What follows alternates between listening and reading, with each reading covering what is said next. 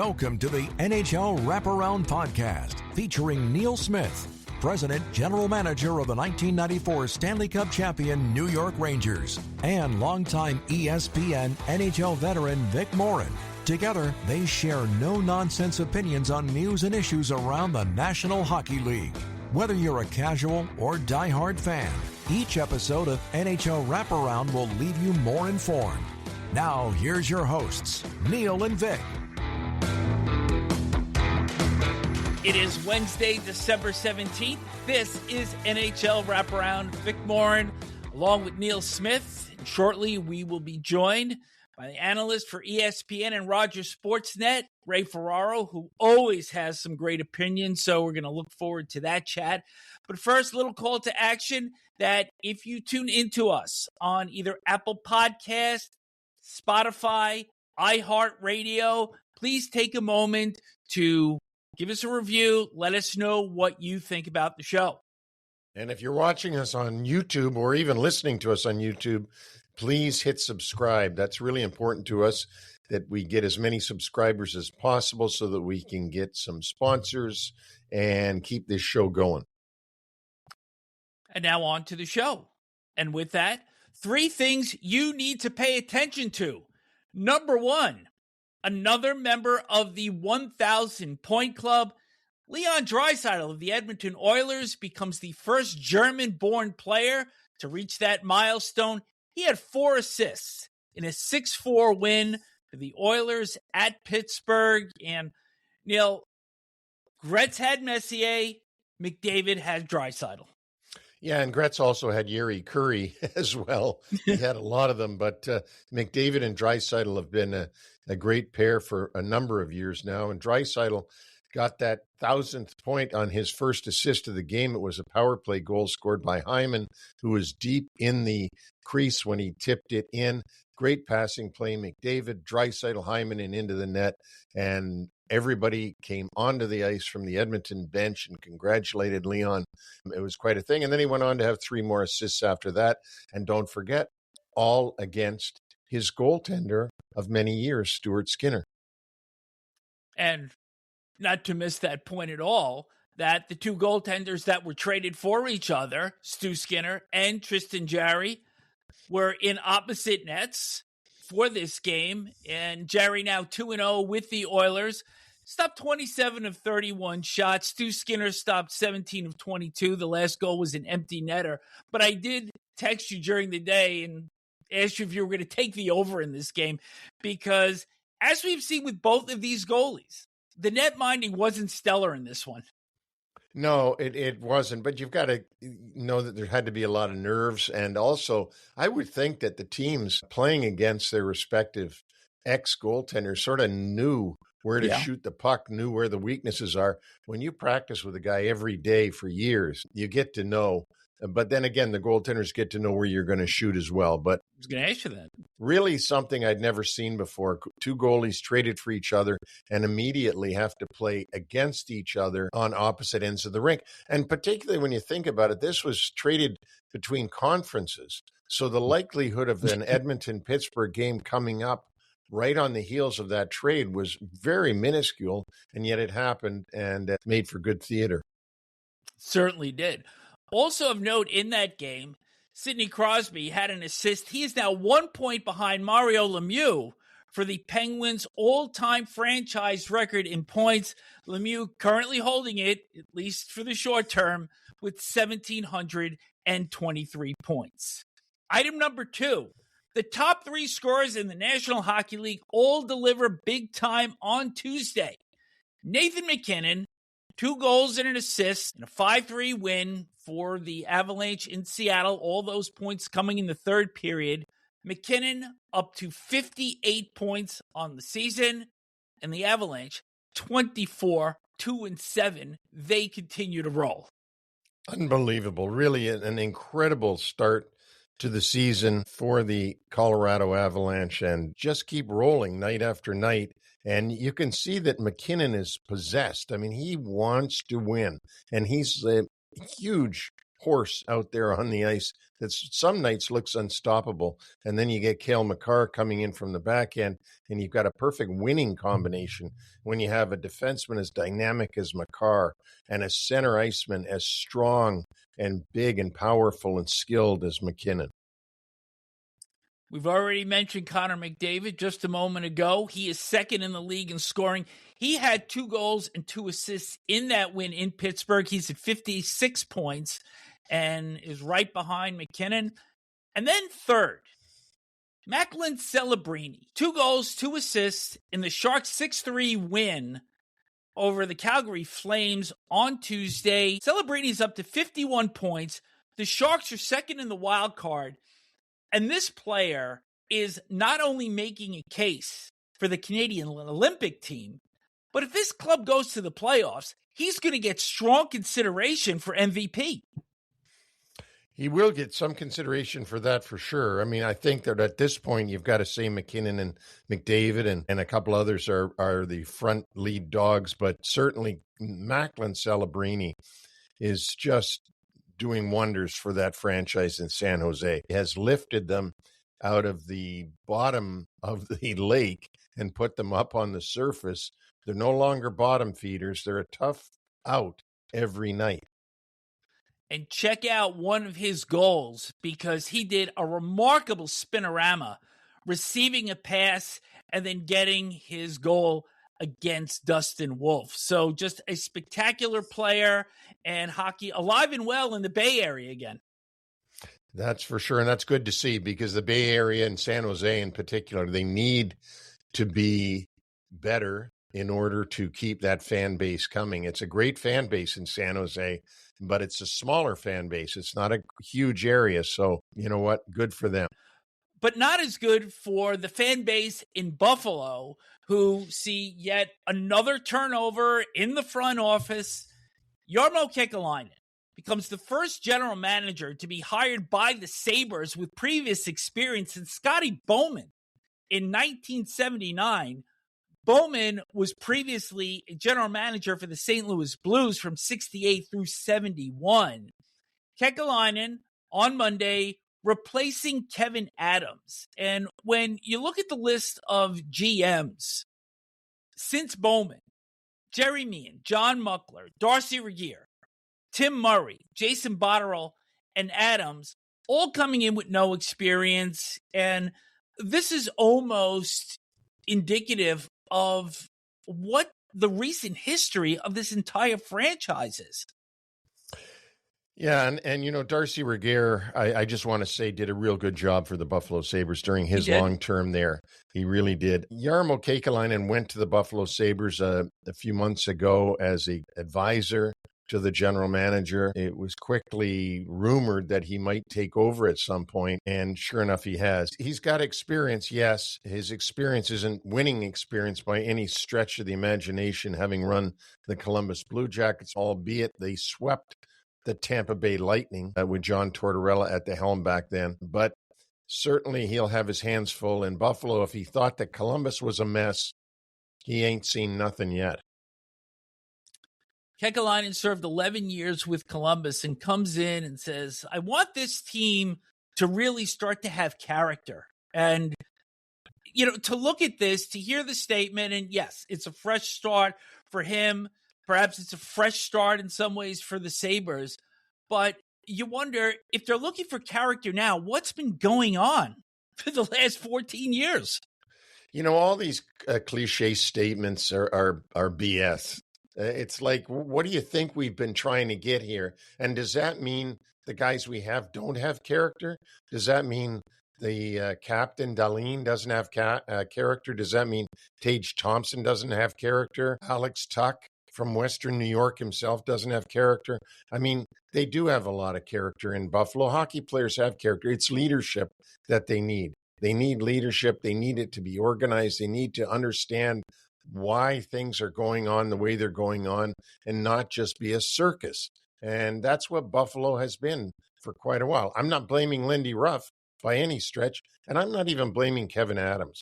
But everything starts at the very, very top. And until that's straightened out, it's going to be hard to straighten out anything underneath.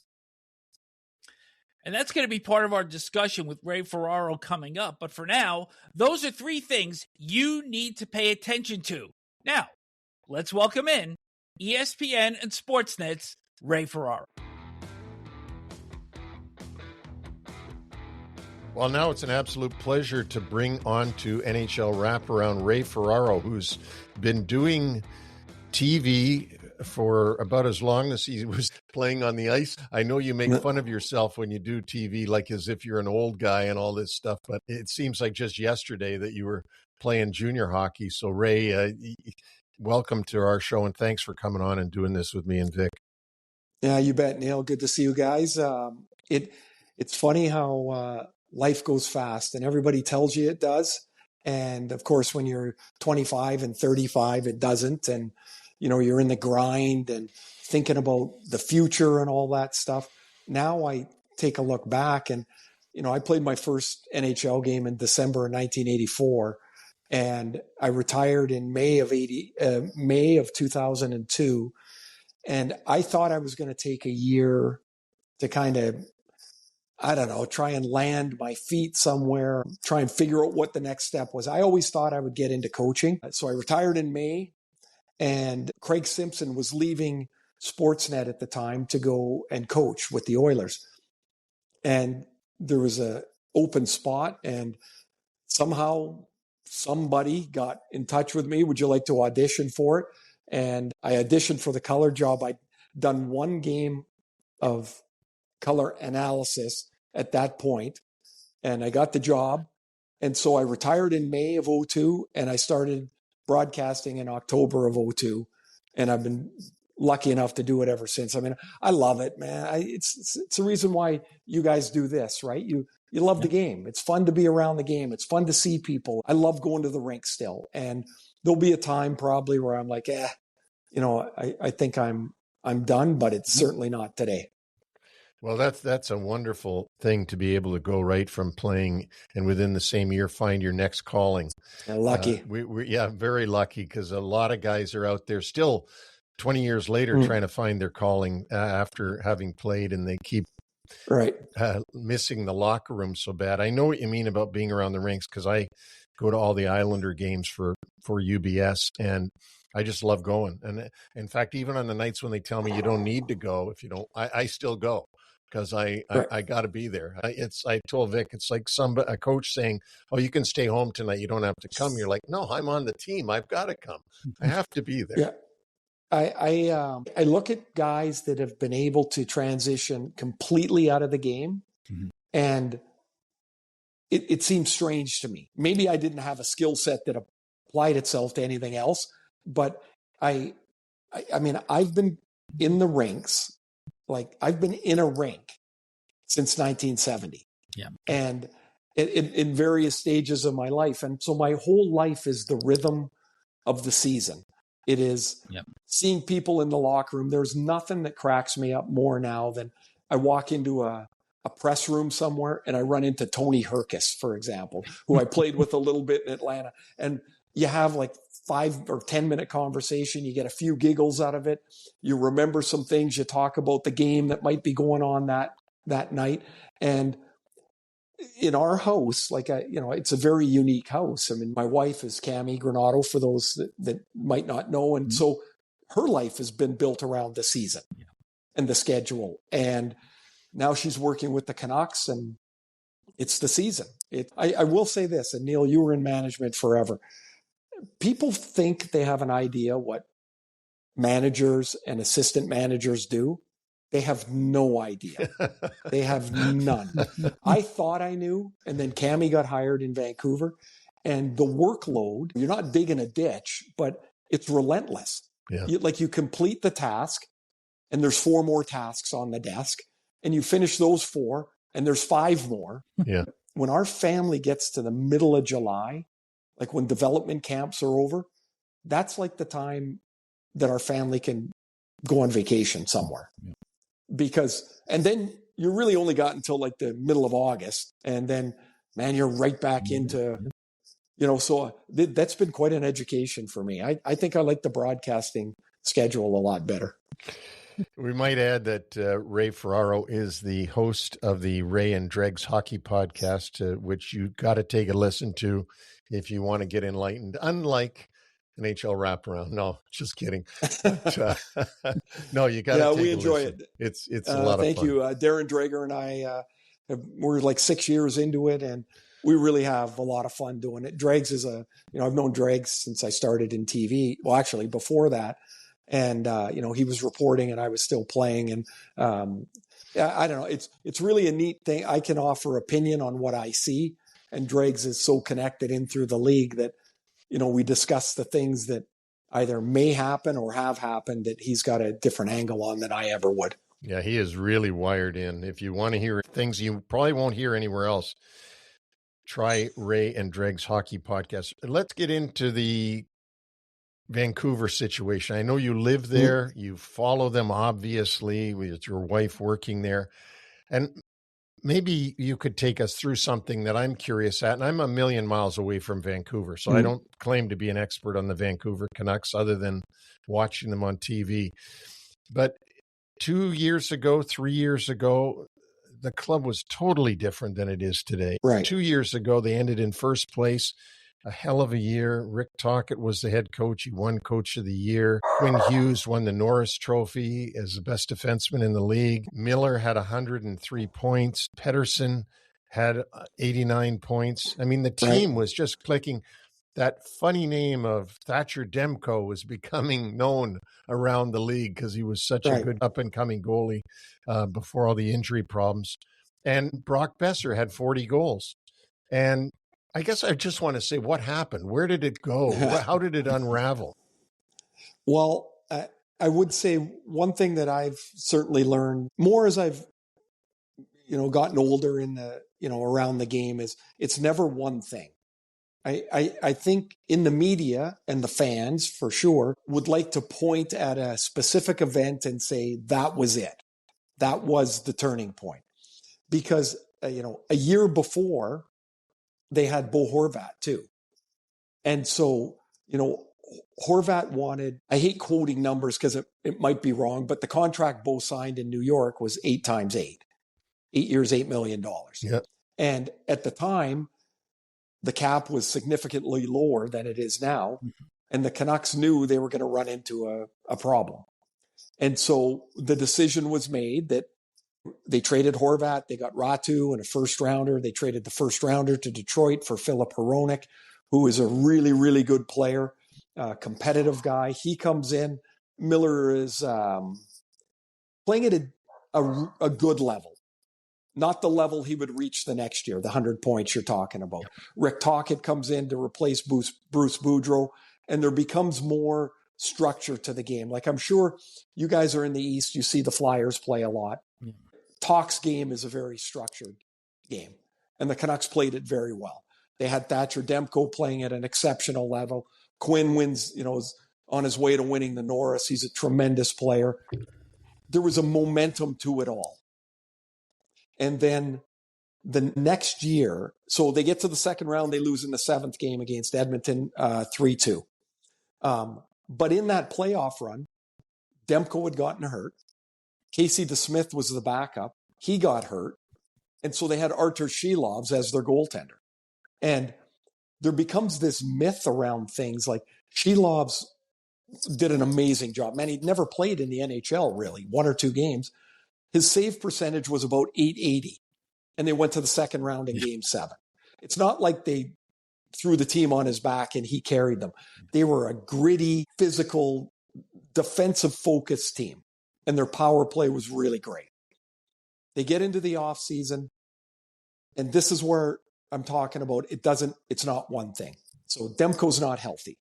They realize that, and as it goes through the summer, they realize, wait a minute, he's not going to be healthy. He's not going to be ready for camp. Dakota Joshua gets diagnosed with testicular cancer. And Dakota was a tremendously effective player on a line with Teddy Bluger and Connor Garland in the year they went to the conference or the second round. So Dakota's out. Fortunately, he's healthy and back playing in Toronto now, but it took him, almost 3/4 of the year to get past, you can only imagine the emotional stuff to go along with the physical stuff. Hronek missed a month. Pettersson had tendonitis in his knee and was a shadow of the player that he was the year before. This feud starts, or disagreement or whatever. I don't know. Unless you're in the room, you know, Neil. Unless you're in the room, you don't really know. Miller and Pettersson don't get along. Miller went on a 10-game hiatus, personal leave. Yeah. In the midst of all of this, now you've got Kevin Lankinen in goal, who was having a tremendous year. They don't have Demko. They don't have Joshua. Hronek's hurt. Pettersson's not healthy. Miller's not playing anywhere near to his capabilities. Quinn Hughes ends up with 2 or 3 injuries that start to linger. And all of a sudden, you're not even the same team anymore. So it was almost like death by 1,000 cuts. Yeah. So they decide they trade Miller. You know, they kind of shift the path, you know, with him gone. You know, Hedl gets hurt. One of the players, Philip Hedl, comes from the Rangers. And so now the scramble's on. And, you know, when you make one move, if it doesn't work, now you've got to make another move to, A, make the team better, but also to correspond to the move that didn't work. And pretty soon you do that 2 or 3 times and the ground shifts. And so you get to where they are now. And, you know, Quinn Hughes had told them he wasn't going to re-sign. So they make the deal with Minnesota. The team looks nothing like it did 18 months ago. But what they have done, out of necessity, I would say, but they've charted a new path. And this is a team that is going to be incredibly young. They make the trade. They get Bouillon, who's 20, Ogren, who's 21, and Rossi's 23, I believe. And they get a first-round pick this year. They're likely going to move a couple of players still, and they'll end up with more draft picks. The course is now different. It feels lighter, but the team's not as good as when Quinn was here and when JT Miller was playing at the top of his game and Brock Besser scored 40 goals. But there is a thing, and I know it because I played it, and that is I was not a 40-goal scorer, but I scored 40 goals twice. And JT Miller's probably not a 100-point player, but he's a really good player. But if you need him to get 100 points for your team to be what they were, you're probably going to be disappointed. Right? Brock Besser's probably closer to a 27 to 30 goal scorer, not a 40 goal scorer. So if you think you're going to get 40, you're going to be disappointed. If you were looking for 25 to 27 goals from me, you're probably going to be happy. If you were looking for 40, you're probably going to be disappointed. And so that leads Vancouver to where they are now. They've got a really pretty strong prospect pool. They've got a healthy Demko right now. And, you know, he's won the last 2 games. He's been terrific. And if he's healthy, that changes the equation almost instantly. They've got a young goaltender, Medvedev, they drafted last year, that they view as a franchise-type goaltender. What are they? They're a team that nobody likes to say rebuilding, right? Nobody's rebuilding anymore, but they're retooling, refurbishing, rehabbing, whatever they're doing. But they're young, and you can see the direction they're headed in. And that's the goal right now for Patrick Allvin and Jim Rutherford as they build this. You living out there in Vancouver, and we talk about fishbowl media, like in New York and in Toronto. And Vancouver is also one of those cities where you just happen to hear the media get brought up an awful lot when there's turmoil with the team. And we had heard regarding Hughes that some of this was starting to seep into the room as well. Sure, it had for sure. I mean, you could just watch Quinn play.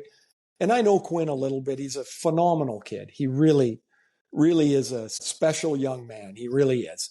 And Minnesota is going to love him. There's no chance they're not.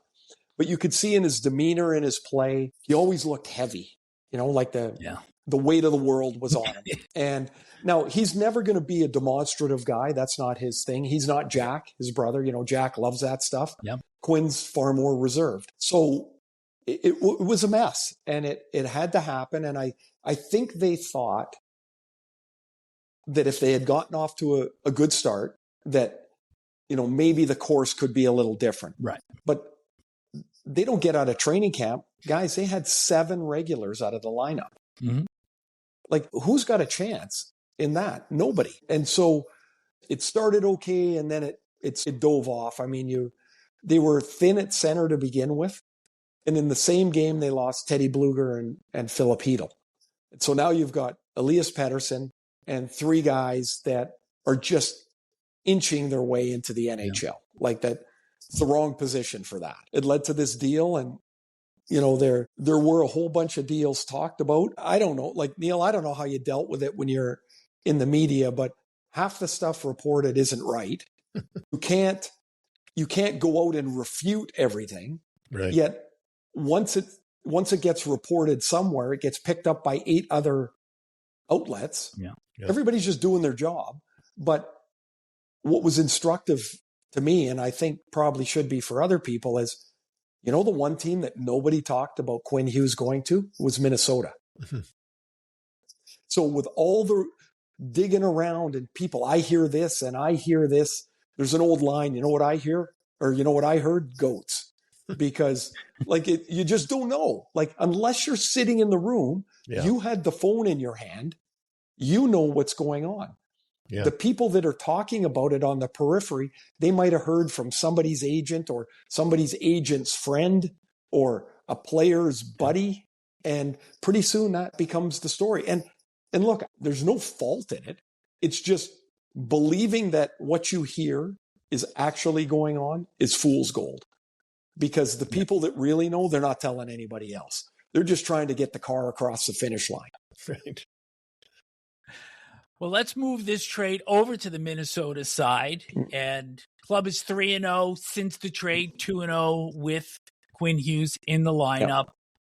How legitimate, in your opinion, are the Wild right now? I mean, they are 17-3-2 since November 1st. They got off to that 3-6-3 start.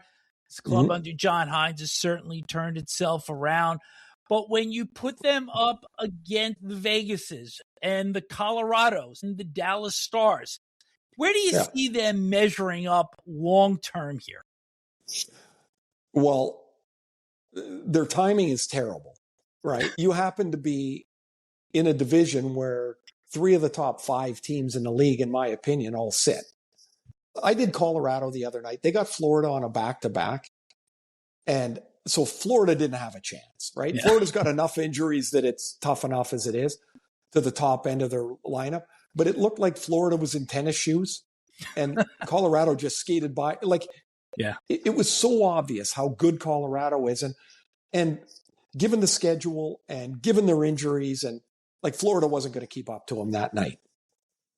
So I'm thinking about your Billy Guerin. You've got a good team, right? So before the trade, they were 14-3-2, right? Like this is a good team. Yeah. They've got excellent goaltending. John Hines is a terrific coach. He's one of those guys, when I get to talk to him, I always come away impressed. Like he's just got a way about him that I'm like, well, man, I like that. I liked what he's focusing on. So you can either stick your head in the sand and go, man, we're in the toughest division and it's going to be really hard to get out, or you can fight. And that's what Billy Guerin is. That's what they're doing. Like, I don't think Minnesota by a long shot is finished here. I look at their team and they have an exceptional top end of the roster. From the midpoint down, it gets a little thin. Yeah. Now, if Yurov can be a player for them, if Tarasenko can find a little bit of third line magic, if Hartman can stay engaged and healthy to the game, like these are all really good players that can help Minnesota in the bottom end of their lineup. I think that's the area that they probably need to improve if they are. Their defense is excellent. You know, Quinn is a game changer. He really is. They have 2 goalies that they trust and that they probably don't fear putting either one of the guys in the net. They've got a tough road though. Doesn't anybody? Like the difference between the teams now is so minute. Okay, put it this way. 2 years ago, Boston got 132 points and they were out in the first round. What Colorado's doing here in December is awesome, but it doesn't matter in April.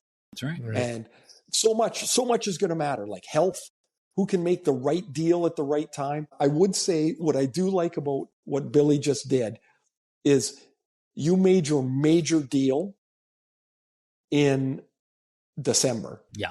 I don't think very often the deals that sound the biggest in March pay the biggest dividends. Yeah. Neil, when you guys won the cup, right? You made like a mitt full of deals at the deadline, but you were target shopping. Right. You weren't trying to change the team.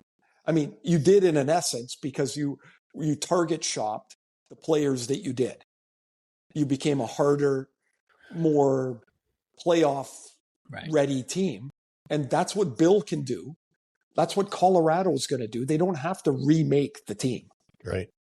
Well, I actually, on that point, before I move on, Ray, I actually studied the deadlines going way, way back, deadline deals. And there's only one that I could find where the team at the deadline acquired a superstar and won the cup. Only one. So every other year that somebody out there got the big fish, they didn't end up winning the cup. And that one, who was the one? Rob Blake going to Colorado. Yeah. Right. It's funny. Everybody remembers Ray Bourque, but they didn't win the year Ray won. Right. No, they didn't. I'm going to tell you a funny story. So Blakey ends up in LA. He ends up in Colorado, and we're playing them. I'm in Atlanta. So, I mean, it is miles from where we are to where Colorado is. And so we had this play and that went up the ice, and somehow Blakey and Ray Bourque ended up on the same side of the ice, and we got a breakaway, and I think the goalie stopped it. Anyway, there was a whistle, and they were together, and I said, how do you two dummies fall for that? Like, they were two Hall of Famers, right? And we all had a laugh because it was like, like they ended up on the same side of the ice. They'd never played together. And so, as it turned out, Blakey ended up winning the cup there that year, and yeah, that was a pretty damn good team too, wasn't it? Oh, yeah. And you're absolutely right about Bill Guerin getting Quinn Hughes at the right time of year, because I've always said if you bring in a big cog, they need time for all the other cogs to adjust their role, because whoever was playing the point on the power play is going to be pissed off going to the rink the next day because he's not going to be there because Quinn Hughes is going to be there. And whoever was on the second power play now isn't even on the power play. And that guy that he rides to the rink with in the car with him, he's pissed off too because they're buddies, and he's pissed off for him. So, Ray, better than I do, I know that it trickles down from guy to guy when that stuff happens. Well, the power play, Neil, is interesting because when Quinn has the puck, I don't think he'll carry it as much in Minnesota as he did in Vancouver. I think he had gotten to the point where he's like, look, I got to carry it all the time. He had the puck on his stick 4 minutes a game, which is like a minute and a half more than anybody else in the league. But when Quinn gets the puck in the zone, and they've got Zuccarello and Kaprizov and Boldy and Eriksson X in front of the net, there's a lot of guys that can do damage with the puck. Quinn will learn. I don't know if learn's the right word. He'll adjust, knowing that he doesn't need to have the puck as much. And he's such a good passer, but, he'll distribute it. But when he takes off down the boards and the penalty killer is going at him and he stops and spins back the other way, and now the penalty killer's 15 feet away, all those other guys have to find the ice. They have to find where's the right place to be. And I'm telling you, the first couple weeks, it might not be as smooth as you think, because they're very, very talented people who have been running things one way. And now you got a new band leader, and everybody's got to get used to the band leader. Yeah.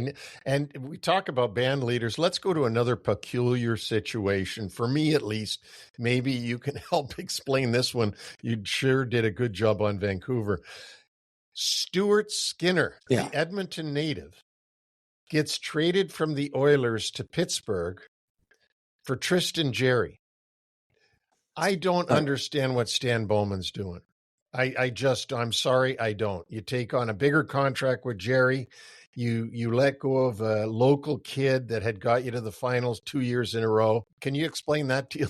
Because I can't. Well, I can, because of what Stan said after, which was sometimes you just have to make a change. And so I think that was the overriding thought, because the numbers are no different. They're within a percentage point here or there. Jarry has not had the playoff success that Skinner has. To make that deal, they had to offload Brett Kulak, who I think is a pretty good third pair defenseman. Now they brought in Spencer Stastny from Nashville in a different deal. Really great skater. Probably a younger Kulak, I guess. It cost them 2 draft picks to make those moves as well, to make everybody happy. I don't know if they're better or not. I do know for some reason Edmonton can never, in the last 3 years, get out of the gate. They just can't. I don't get it, but they just can't. And now they're starting to roll a little bit. Are they any better? I really don't know.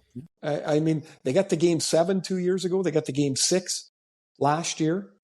Are they a better team with Jari and Stastny than they were with Skinner and Kulak? Right? And I think the answer is probably not, but I don't know that they're worse. I kind of think it's just like shuffling deck chairs around. And you hope that Edmonton is a fresh enough start for Jari, so he plays like he did a year and a half ago. But there's 2 things. We do a lot of Pittsburgh games with ESPN, so I've seen Jari play quite frequently. He has the bugaboo of giving up a softie. Yeah. Right? Like that does stick with him a little bit. So that's something to keep an eye on. The second is last March, he was in the American League. Yeah. And, did he rebuild his game enough to solidify himself? Now, I thought when he came back, he looked like a calmer guy. He just looked calmer in the net. I don't know him away from the rink. He seems like a really nice guy. He's always pretty chatty. How does that translate into the pressure of the playoffs? And, in their division, they're going to fight with the same couple of teams again. Yeah. And I really don't know. I don't know how he'll respond to the pressure of a team that thinks they're a Stanley Cup contender as opposed to one that kind of hopes they are. You can talk to any goalie and they'll all tell you the same. When you're the guy on that team, it's a different animal. I want to move over right now to a couple of unknown quantities, if you will, in New York. And I was going to actually title this part of the show, "What the hell's going on in New York?" And I want to look at 2 teams, the Rangers and the Sabres. And we're going to start with Buffalo, because earlier in our show, Neil and I had mentioned that with Jarmo Kekalainen taking over for Kevin Adams, he is the first GM since Scotty Bowman was hired in 1979 by the Sabres to have any prior experience, Kekalainen having been GM of Columbus for 11 years. But what is your take on that entire situation there? Because for the last 14 seasons, it just feels like it's ground zero year after year after year. I read that and I was like, that just can't be, right? Like that can't be. And except it is. And, Darcy Regier was the GM there and he had been the assistant in New York for a little bit. I mean, isn't that really the progression from an assistant to a GM at some point? But you'd think after a while that you would have put an experienced hand, in the GM spot. Like that would have been my thought. However, I'm a few $1 billion short owning a team. Inexperience in that position year after year, when you're struggling to make a headway, inexperience doesn't seem to be the way to go. In my mind, the biggest problem in Buffalo is that for years, they've had talented players but no team. When you used to go into Buffalo, when Lindy Ruff was the coach the first time and Michael Pekka was there and, that group of players, Ryan Miller was in goal, you would go in there and you would know that you were in for it. If you didn't come to stick your nose in the game, they were going to punch it and then they were going to win. And if that's your identity, then you have to draft and play to that identity. If it's not, then you have to draft and play to whatever your identity is. And they don't have one. They have 35 forwards that are my size that you can't win in the game anymore like that. You just can't. They went and signed a bunch of guys to long-term 7-year contracts that had virtually no experience in the league, nor any real need to sign them to that length.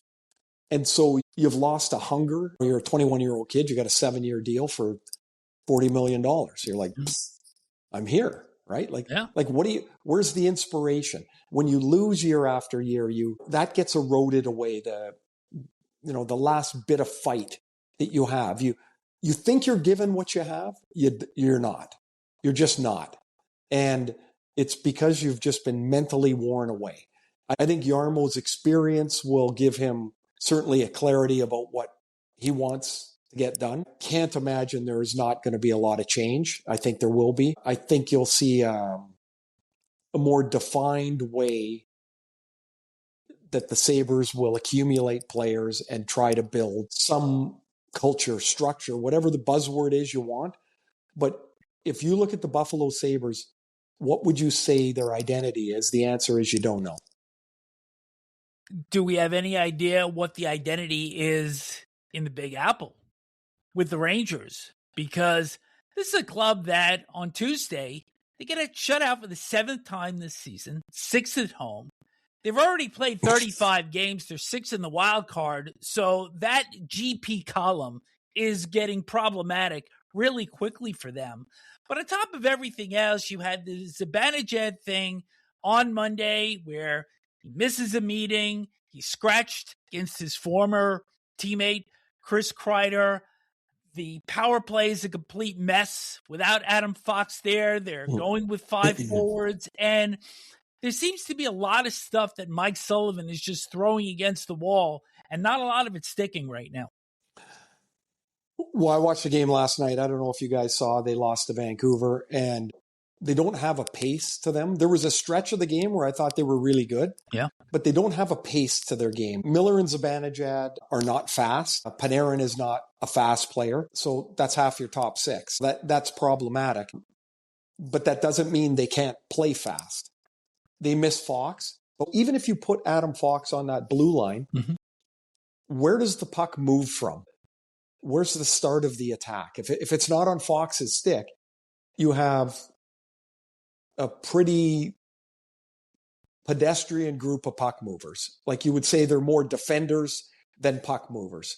And in the game today, if you can't move the puck from the back to the front, your attack's going to get smothered. I always thought when the rules changed, back in, 04 or something, and there's going to be less restriction and less obstruction and all that, I thought, wow, this is going to really open up the offense. But what I didn't realize was the speed of the game was a hindrance to offense because the guys backtrack faster.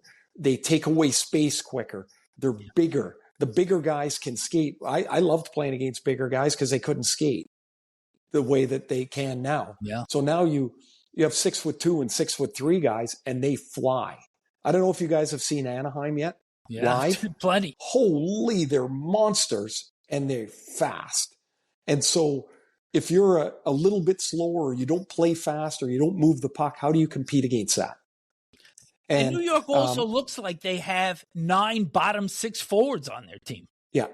Well, okay, here's the other part. And again, Neil would probably be the best reference of this, is that if the media can identify a problem, probably the managers have noticed it. Like, I would think that they've probably noticed. And so in Vancouver, forever, it was like, they need a number 2 center. Oh, really? Of course they do. Now, as my friend Ken Holland will say, there is no hockey player store. I can't go buy a number 2 center. The guys that have number 2 centers, they're not giving them to me. Yeah. So Neil, I would assume you ran into this in your work, is that I can see the problem. Yeah. There isn't an answer. Like, I can't make up the answer. And so it looks like they're sitting on their hands when I think the biggest problem would be if you can't identify what direction you're going. If you try to do 2 things at the same time, and I think it's the same in hockey or in life, if you're trying to do 2 things at the same time, you fail. You're driving, you're reading, you're not paying attention, you're fiddling with the radio, like whatever. If you're building a team and you want to be a contender, but you want to get younger, how are you doing that? You can't. You just can't. And they've got Gabe Perreault and a couple other young guys that they're excited about, but you don't have enough of them. And the problem is you've traded away enough draft picks trying to be the other team, the competitive team. Yeah. So doing two things at once is, I get why teams try to do it. I do, because people like their jobs and they want to stay there, but it's almost next to impossible, I think, to do both. I think the Rangers, to answer your question, Ray, are one of these teams that you look at them and you can't see what their strategy is. You just can't find a strategy. It's like haphazardly, emotionally doing things at the moment because you're pissed off about something. And so you make a move, and you'll never win doing it that way, right? You've got to stick to your strategy no matter whether you like it. If you're in a bad mood, good mood, you've got to stay with your strategy in order to be successful in building the team. And when you don't have it, it must be incredibly hard to be patient, to go like, but this is the road we're on. You can't be jumping from road to road. No, you never, I use the example of, when you get in your car and you're going somewhere you don't know, but you say, you know what, I'm going to not use the navigation. You don't ever get there. You need a map. You need a navigation to follow. Yeah. And I would say there's a number of teams that get into the panic of it. They're well aware that things aren't going well, and they're like, oh boy, I got to fix this. And it's really hard to fix. Speaking of it, not having a GPS system, let's go to my hometown in Toronto and talk about the Maple Leafs and talk about what the hell is going on there, because the one thing that's changed is Mitch Marner's gone, and that's what everybody can notice that. I mean, there's a lot of people at the CNIB that can see that Marner's gone. And only Ray and I would understand what the CNIB is. But you bet. It's Canadian, Vic. It's Canadian. Yeah. But they finally stole a game Tuesday with Chicago, having to come back from a 2-0 deficit, get 3 goals in the third period, win the game. I'm sure they're planning the parade in Toronto. But I mean, why? Why, from your view? I'm not asking you why, like as if you're in the room, but from your view, why are the Leafs such an enigma this year? Because they're a 100-point team, and they fire Shanny. I still don't know why, but they fire Shanahan, and they got Pelly in there now, and he seems to think he knows hockey, which is frightening. Yeah. So I would say, again, I've never been a manager, but this drives me wild when I hear, it's a copycat league. We have to play, or we have to build our team to beat Team X. Yeah. I think that's nuts. I think it's nonsense. And the reason I do is because if you're worried about the one team, and in Toronto's case, it was Florida, you build your team in a certain way. But the problem is the other 14 teams in the conference, they're trying really hard too. So now you might be better suited to beat one team. So what's Toronto done? They lost Marner. They've gotten bigger, which was one of their intentions. Unfortunately, they got slower and they got less skilled. So in my mind, they're just not as good. Like, the results are what you realistically could expect. They're just not as good a team. The part I don't get for them is their lack of engagement longer term in a game. Yeah. They kind of like wander in and out of the game. And I don't understand why that's happened. I don't know if you saw the highlights last night. Craig Berube looked like he was going to flip the bench over. Oh, yeah. And like when he's like, we got one effing shot. And I mean, the Blackhawks aren't known as a shutdown team, right? And like they didn't play. They did not play. They get the win today. But I do think they know they're not fooling anybody, including themselves. I think they realize there is a problem. Again, they get back to, like, how do you fix it? They need a winger to play with Auston Matthews. Who's that? Like, where are you finding him? You got Tavares and Nylander. You're short top 6 guys in a couple of lines. Like, you're just not quite as good. And that's the problem. And Ray, a player that could have played certainly in your era and would play and plays, I think, the way that we all appreciated players from your era is John Tavares. I think he's an amazing, and I don't know John. I just watch him and I know his work ethic and his dedication to the game and to making his game better. And I don't know about Auston Matthews. I don't see that in Auston Matthews, who's their best player, who there was a great graphic up in the game last night talking about how Auston Matthews is actually slower than he was 2 years ago, speed-wise. Right. I don't go much for all these new analytics, but I thought that was very interesting.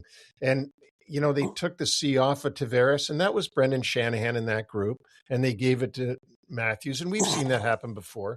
The new, younger guy, John's contract's expiring. Why don't we give the team over to Auston? It's the right progression and this and that. But it seems to me since he got the C, he's not nearly as good as he was. And I may be wrong in saying that the C has nothing to do with it, but he is not that unbelievable player that he was a couple of seasons ago. When he was scoring 60 goals, you could kind of discuss, would you rather have him or McDavid? And now it's like, would you rather have, I saw somebody do this, would you rather have him or Dylan Larkin? Right? Like the view of Auston is completely changed. I don't think, again, he hides what he is to the public. I think that's pretty clear. I mean, he's a different person around his group, his team. But I don't see him as a captain, leader sort of person. Right. Like that's a big personality. We know good captains, just through our experiences, and most of them had pretty big personalities. You know, I would give one example that didn't, and that's Ron Francis, who was an awesome captain. But when Ronnie spoke, like, it was like coming from on high, right? Like it was different. Ronnie didn't need to bang sticks and yell and scream. He didn't need to do that. Tavares is like, I love when people finally notice a guy is, he's not very quick. He's not been very quick since 2009. That's right. Doesn't matter. He's smart. He knows the game. He's a student of the game. He's always had to play around, I'll call it a lack of foot speed. It's like I always had to play around my lack of height. Like I didn't all of a sudden get short. It was always short.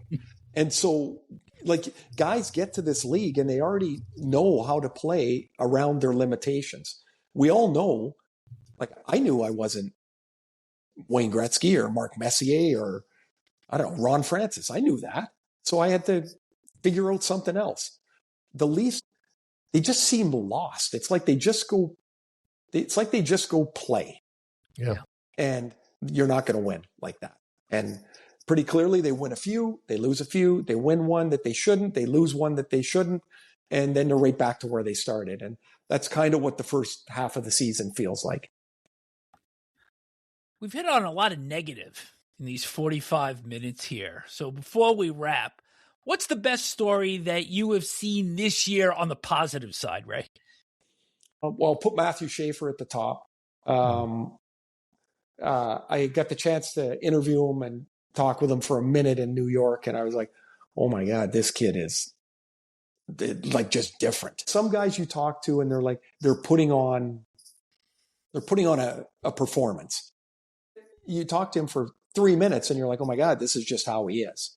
When I watch him play, I think of Scott Niedermayer, like can go out there and skate forever and has the puck and he loses the puck because he's so great. He just skates back and goes and gets it again.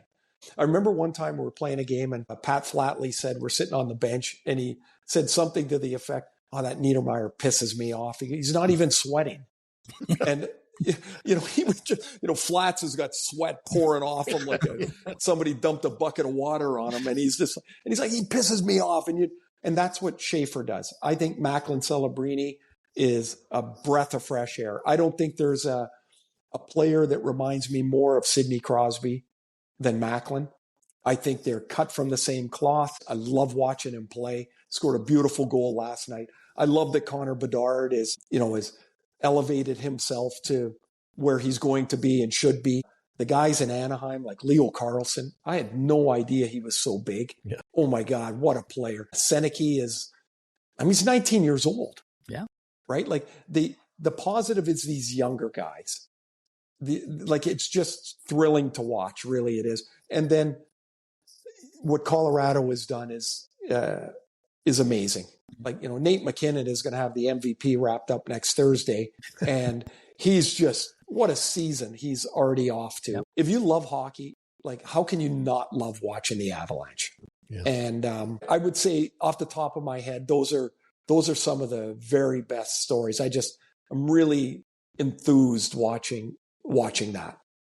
I think the Montreal Canadiens finally becoming a threat is also a good, from my standpoint, is also a good story. Yeah. We need a good Montreal Canadiens team, or at least a competitive Montreal Canadiens team in the league. Well, we need it in Canada for sure. We need the Blackhawks to be a good team in the States. Those teams, those original 6 teams, they just add gravitas to everything they do. And you're right. Montreal's youth is starting to bite them a little bit, which I think is probably predictable. They got to figure out the goaltender stuff as Jacob Fowler just gets going in his career, but it's fun to see them play. And we all know that have been to games in Montreal. There's nothing like a Saturday night in the Bell Center. I almost said the Forum. I know. It's the best. It's like a cultural experience. And I hope if you're a hockey fan, you one day get to go watch a Saturday night in Montreal. You'll love it. Ray, thanks for doing this. And we could keep you here for another 2 hours because your insights are great. Thank you. You know the league so well. It's astonishing. But then again, that's your job, right? That's our job. And you know what, Neil? The best part is it does never feel like work. The part that feels like work is the travel. Because I don't know if you guys know, Vancouver's a great city, but it's not close to much. So I do spend way too much time on the plane, but I love what I do. I love that my wife loves what I do and supports what I do. We've got, our oldest son, Riley's coming back for Christmas today from Penn State. And so we're lucky. We're blessed, and I love doing what I'm doing. And so we'll do this again in the future, and hope you guys have a fabulous holiday season. Hope everybody's well, everybody around you. Thank you, Ray. Thank you very much. God bless. Take care, Neil. Take care, Rick. We'll talk to you guys soon. And all the best to you and your family in the holiday season, Ray. Thank you. Neil, I first met Ray in 2004. That was the last year of the prior ESPN NHL contract. And you could see, even at that time, even though it was a little bit rough around the edges at that particular time, because he was just starting out in the industry, that his opinion, his edginess, that he had all the goods to become a superb analyst. And that's what he has certainly become, not only with ESPN now, but certainly Rogers. Yeah, and he's unstumpable, meaning that you can't mention a team, a player, a division, a conference that he won't be able to give you an encyclopedic opinion on. And he's really worked at it much the same way as he worked at his game as a player. And he's really come a long way in his craft of being an analyst. He loves doing it, obviously. And if you love what you're doing and you work hard, you'll be good at it. And that's what he is. Always insightful. And there wasn't a topic that we hit on that I don't think you and I learned something from. Absolutely. And it was just great. I really enjoyed his insights, his opinions. I learned something from him on all the different topics, and it was one of our best interviews I think we've had. Usually we save our personnel and injury report for the end of the show, but I think we want to get that out of the way because we have a few fun items at the back end of this. So we're going to start with Kings goaltender Darcy Kemper. He left Monday's game in Dallas with an upper body injury. He is now on IR. Phoenix Copley has been called up to back up Anton Forsberg, who will now be the number one for the immediate future. For the San Jose Sharks, Will Smith out this week. He will be reevaluated on Monday. And Philip Kurashev, another forward, out week to week. Both were hurt in Saturday's overtime win against the Pittsburgh Penguins. And for the Tampa Bay Lightning, the injuries on their back end continue to pile up. Emil Lilleberg undisclosed injury, out week to week. He was hurt Saturday in the game against the New York Islanders. They're already missing Victor Hedman, their captain, Ryan McDonough, and Eric Chernak. John Cooper continues to pull rabbits out of his hat, though, and keeps this Tampa Bay Lightning team going. It doesn't seem to matter who gets injured. They're able to keep it going, and he just shows what a great coach he is, honestly, because when things get tough, you really don't notice it that much with the Lightning. They keep it going. They may not win every game, but they win enough to stay afloat. For the Florida Panthers, defenseman Gustav Forsling left the game against Tampa on Monday after blocking a shot, but Florida appears to be now starting to get their ship rightened in a 3-1-0 road trip. Now they start 8 out of 9 at home, coming off of that win in Tampa. Yeah, and again, let's give credit to the coach, Paul Maurice, obviously a very, very experienced coach and doing a great job with Florida, keeping them in the battle while they don't have Tkachuk and Captain Barkov and others, and they just don't seem to miss a beat. They're not the Florida Panthers that we saw win the last 2 Stanley Cups because they're not nearly complete, but they they're going to have an adjustment period, though. They're going to have a big adjustment period when those guys all come back. So it won't just be like throw them in and we'll be way better. It'll be throw them in and everybody start adjusting to it. But let's not get there first. Let's talk about how good a job Paul Maurice and his staff do dealing with all these injuries and with all these players missing time. They do a fabulous job. Good news, bad news for the New Jersey Devils. We'll start with the bad news. Defenseman Simon Nemec, who's played extremely well this season, now on IR after missing both weekend games for the Devils against Anaheim and Vancouver. He is suffering from a lower body injury. However, Brett Pesce is expected to return to the lineup on Wednesday when the Devils visit Vegas. He has missed the last 24 games with an upper body injury. A few other notes. Alexei Toropchenko, forward for the St. Louis Blues, returned to the lineup in Monday's loss against Nashville. He had been sidelined after suffering a scalding accident at home. Artyom Levchinov, defenseman for the Chicago Blackhawks, scratched for Tuesday's game after Toronto after being late for a team meeting. So looks like this is contagious because the Rangers' Mika Zibanejad was a healthy scratch on Monday for the game against Anaheim and his good friend Chris Kreider. And that was really a shame. We would love to see them play against each other. And it was great to see Kreider and Trouba come back to Madison Square Garden. They won the game, so they left New York happy. But Zibanejad did not play in that game, supposedly because he was late for a team meeting on a day when they'd had all kinds of snow. So, but who knows? Who knows what they're saying, what they're not saying. A couple of returns to report on. Marcus Foligno, forward for the Minnesota Wild, activated off IR from a lower body injury. He played in Tuesday's 5-0 win over the Washington Capitals. He had missed the last 9 games. And Rasmus Ristolainen, defenseman for the Philadelphia Flyers, made his season debut in the Flyers' 4-1 win in Montreal on Tuesday. He had tricep surgery last March. So he made his presence felt in the lineup right away, really got under the skin of Ivan Demidov of the Canadiens. So that is certainly a big addition to the Flyers. But conversely, updated news on forward Tyson Foster, who you remember that on December 1st, left the ice holding his arm after taking a one-timer against the Pittsburgh Penguins.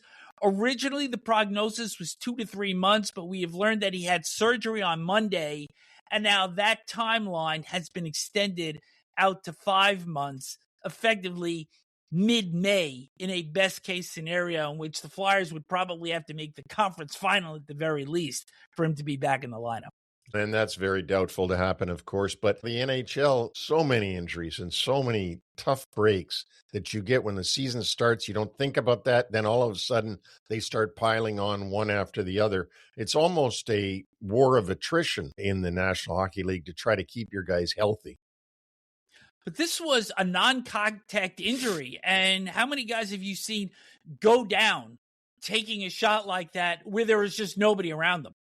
No, it's obviously a ripped tendon or a ripped muscle, a ripped something that you could do on your own. I mean, all of us that aren't professional athletes know that there's places we stretch to get to or movements we make that really hurt sometimes. So you can imagine when you're trying to swing a hockey stick to shoot a puck at 100 miles an hour, what the chances are of you ripping something if things don't go right. Enough with the injuries. Let's get on to a couple of other items here. And this is something that read about last week, but wanted to hold it for NHL Wraparound. Winnipeg Jets owner Mark Chipman is seeking to consolidate the records from Jets 1.0 and Jets 2.0. The original Jets came in as a WHA team in 1972. They were there till 1979 when the club joined the NHL with the Whalers, the Oilers, and the Nordiques, and then franchise moved to Arizona. And of course, that franchise has since relocated to Salt Lake City. But that Mammoth franchise is an expansion franchise. So the records of the original Jets and the Coyotes are dormant for the time being. This iteration of the Jets was born in 1999 as the Atlanta Thrashers, and they relocated to Winnipeg in 2011. But these are two completely different franchises, Neil. This is not the Flames that moved from Atlanta to Calgary. It is not the Stars who started in Minnesota as the North Stars and moved to Dallas. It's not the Nordiques that relocated to Colorado. And it's not the Whalers that relocated to Carolina. Those are all franchise continuations. And this is simply not the case here, where these Jets are two completely different franchises. Yeah, I would doubt very much that the league will let them consolidate the records because they're just not the same lineage. They don't come from the same background. And so therefore it's a mishmash if you try to do that. I think whether we like it or don't like it, or Mark Chipman or the fans like it or don't like it, they took the same name when they got a new franchise coming back in. They took the old name and put it back on there. But that's simply all it is it's the same name, the Jets, but it's not the Jets of the past. It's like there's a lot of Smiths around, as you know, but we're not all related. I think one of the things for Chipman also is that there's a statue in front of Canada Life Center of the late Hall of Famer Dale Howardchuk, who never played a game there because his entire career was played in the Winnipeg Arena under the mural of Queen Elizabeth. Yes, that huge mural of Queen Elizabeth that was hanging in the Winnipeg Arena. Those were great days back then. But you're absolutely right. This isn't the same team. This is a new Winnipeg team, just has the same name. The NHL may become more colorful as early as next year, and this was something that picked up from an article from our buddy Greg Wyshynski, that the NHL is looking to have more dark-on-dark matchups. And I know what a big uniform guy you are. And you know that I was the first one to play dark on dark. We did it when Messier came to the Rangers back in 1991 because the league was celebrating its 75th year. And then also in the first game of the year 2000, we played in Montreal, and I asked the Canadians if we could both wear dark. And it was just trying to be a throwback to the era where there was no white jerseys. Everybody wore their team colors, and that was it. And then, of course, TV came into it with black and white TV, and you had to have one team wear white and one team wear dark to be able to differentiate who was who. So since those games that you had the Rangers wear dark against an opponent that was also wearing dark, we've also seen it in the 2014 Winter Classic between Toronto and Detroit. The Rangers and Red Wings and the Rangers and Blackhawks have done so this year as part of their centennial celebrations. And one game that I think a lot of people are looking forward to is in January 29th, when the Colorado Avalanche will wear the Quebec Nordique jerseys and the Montreal Canadiens will wear red in the Bell Center.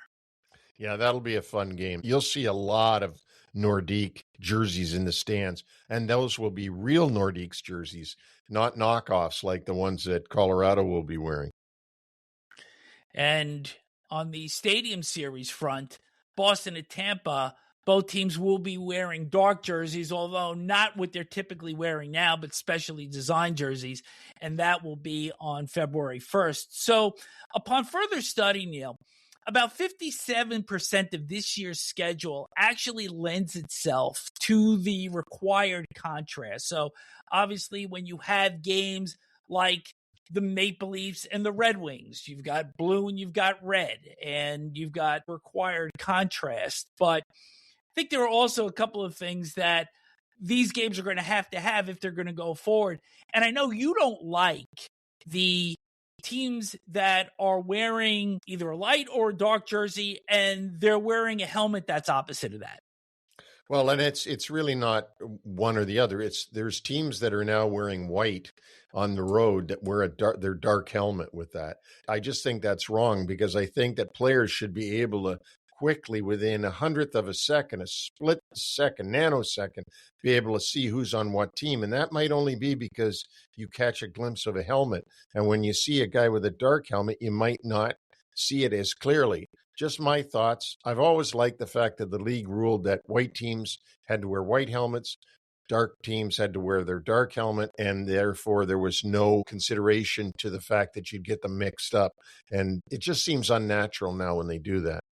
And I certainly think that if both teams are going with their dark jerseys, that you're going to see dark helmets for both clubs as well. So everything is uniform. A couple of other things that will be taken into consideration if teams have long road trips that may prevent a dark on dark matchup, because that would require the training staffs to bring extra sets of jerseys along, and also fans with color blindness. And we had seen back in 2015, the Buffalo Bills and the New York Jets, the Jets wearing green and the Bills wearing red in that color rush era for the NFL. And so that is certainly something that the league is going to be sensitive to as well.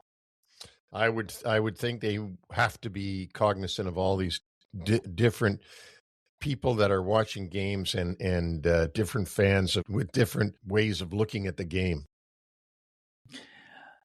Our final note, we had longtime Toronto Maple Leafs radio play-by-play voice Joe Bowen on with us on October the 22nd.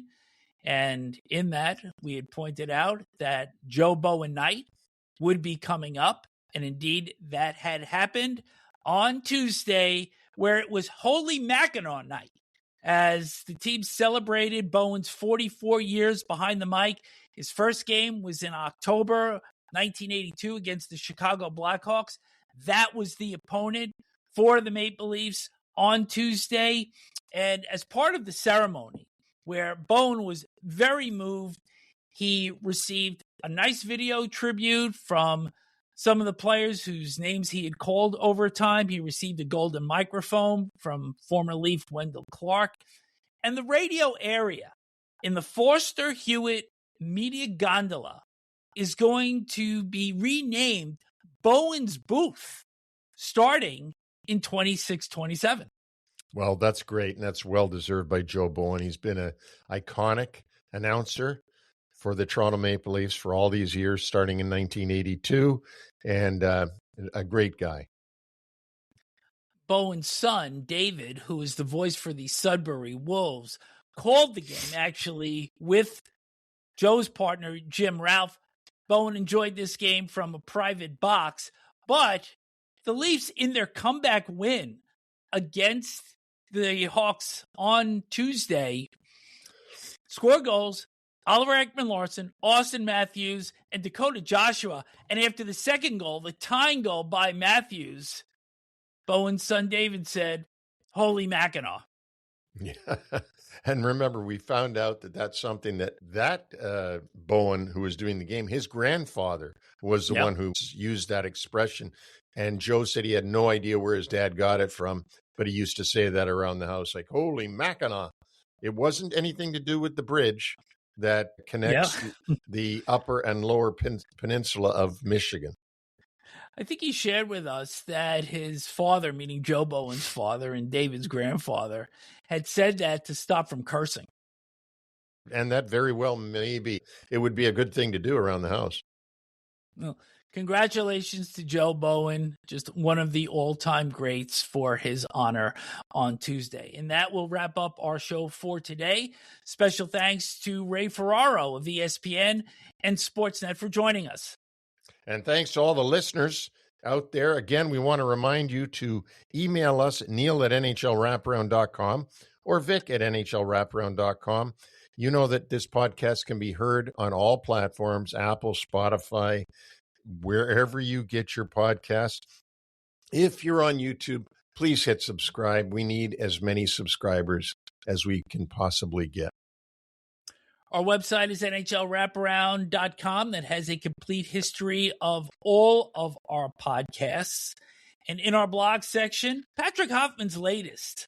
Some interesting take on the Mika Zibanejad scratch on Monday, where, as we said earlier, he did not play in the return to Madison Square Garden of his fellow teammate and best friend, Chris Kreider, now with the Anaheim Ducks. We also have Neil's Nuggets and Smith's Picks. Short shifts will return on Friday and next Monday. Wraparound comes back next Wednesday, December 24th, where we will look forward to having outstanding photographer Bruce Bennett joining us.